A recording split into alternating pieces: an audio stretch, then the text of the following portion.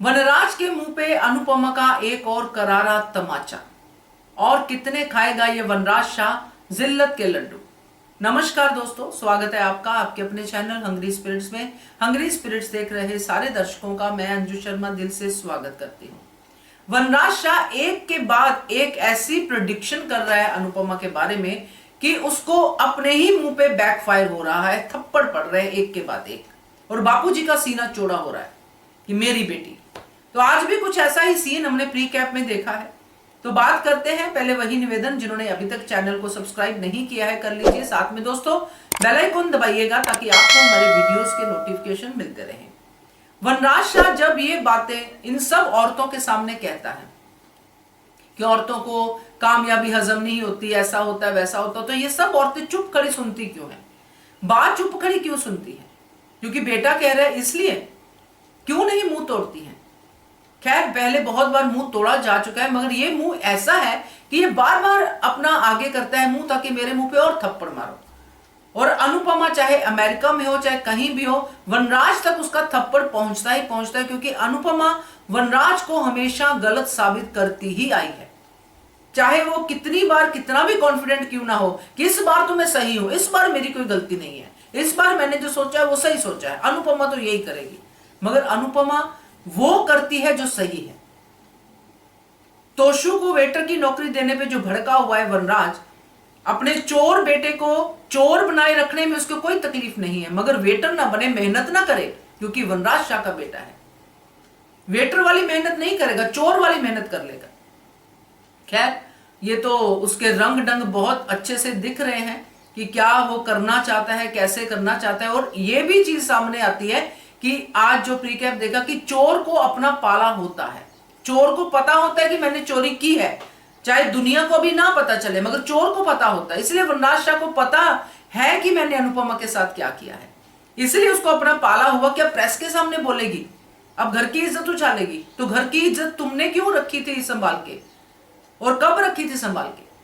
जब अनुपमा के साथ बदसलूकी करता था तब कौन सा घर की इज्जत की शान बढ़ती थी? पड़ोसी आके घर पे बोल के जाते हैं कि अनुपमा ने बहुत दुख सहे हैं, तो क्या वो घर की इज्जत थी? गली मोहल्ले में तुम शोर मचाते फिरते थे, वो क्या घर की इज्जत थी? हर रोज तुम्हारा तमाशा पड़ोसी देखते, तो वो क्या घर की इज्जत थी? तो अनुपमा तो क्या ही उछालेगी तुम्हारे घर की इज्जत, तुम तो खुद इतनी उछाल चुके हो।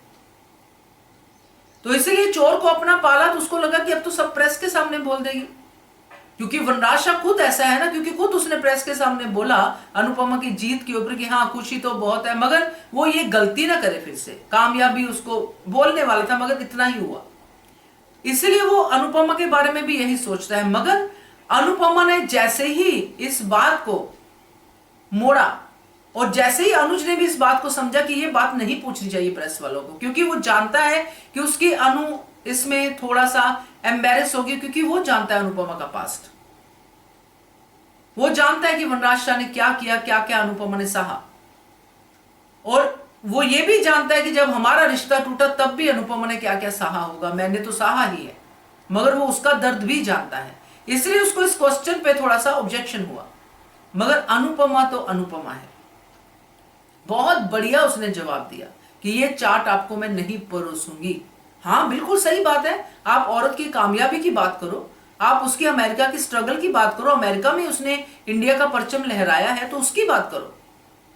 आप उसकी फैमिली के बारे में, उसके उस पास्ट के बारे में, उसको कुरेद के, उसको बार बार ये जता के कि तुम्हारे साथ बहुत गलत हुआ है, तो आप क्या साबित करना चाहते हो?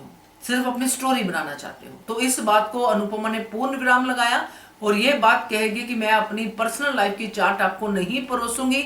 ये चांटा सिर्फ प्रेस के लिए नहीं था, बल्कि ये चांटा वनराज शाह के मुंह के ऊपर भी था, क्योंकि वो बड़ा श्योर था कि अब तो अनुपमा घर के बारे में बोलेगी, और साथ साथ बा भी लगी हुई है उसके।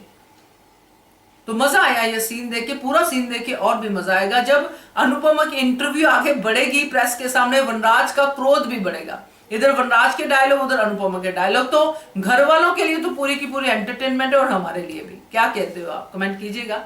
देखते रहिए channel hungry spirits. Thank you so much. Subscribe to our channel by clicking the subscribe button. Click the bell button and enjoy the latest uploads from our channel.